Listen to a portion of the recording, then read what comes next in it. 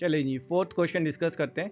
यहाँ पर हमें इस क्वेश्चन में एक पर्टिकुलर एपी गिवन है और हमें फाइंड करना है कि इस एपी में 78 जो है वो कौन से नंबर की टर्म है।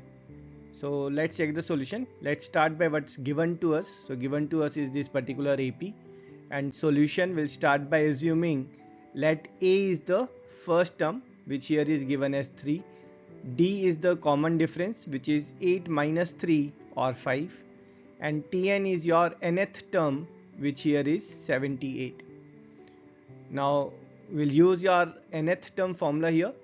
Putting the values of A, D and Tn here, we'll get a linear equation in form of n. Solving this equation, 3 will go on LHS, so we'll get 75 is n minus 1 times 5. This 5 is getting multiplied in RHS, so it will divide 75.